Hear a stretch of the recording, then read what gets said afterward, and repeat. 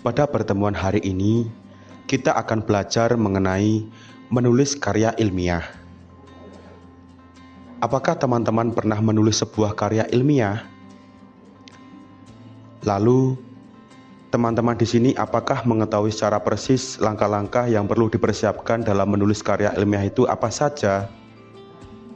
Jika belum, yuk belajar bersama-sama.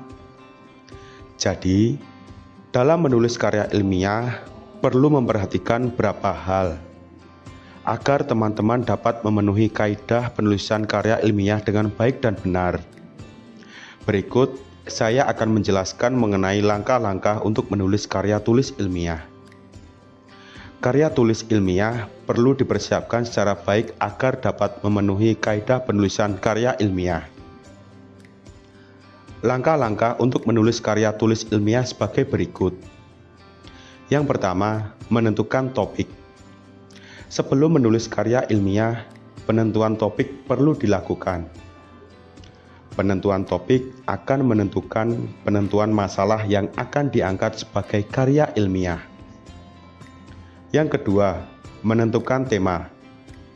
Tema akan mengerucutkan permasalahan dan memberikan batasan akan ruang lingkup dari topik yang telah ditentukan. Yang ketiga, menyusun kerangka tulisan.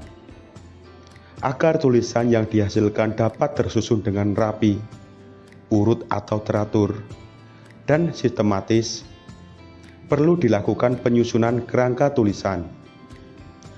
Kerangka tulisan akan membantu penulis untuk fokus pada pengumpulan materi maupun penelusuran sumber-sumber rujukan yang sesuai untuk pengembangan tulisan. Yang keempat, mengumpulkan materi tulisan.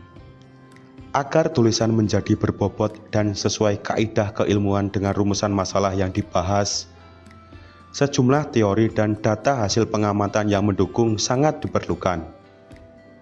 Teori tersebut dapat bersumber dari buku, jurnal ilmiah, atau internet. Data pendukung diperoleh dari hasil pengamatan, survei, jurnal ilmiah, dan metode pengumpulan data pendukung lain. Yang kelima, mengembangkan kerangka tulisan menjadi bagian teks yang urut, utuh, dan jelas. Pengembangan kerangka tulisan harus memperhatikan kaidah kebahasaan yang sesuai untuk karya tulis ilmiah. Sekian penjelasan yang sudah dijelaskan di atas mengenai menulis karya ilmiah. Semoga teman-teman dapat memahami dan mengaplikasikan dalam kehidupan sehari-hari. Sekian dan terima kasih.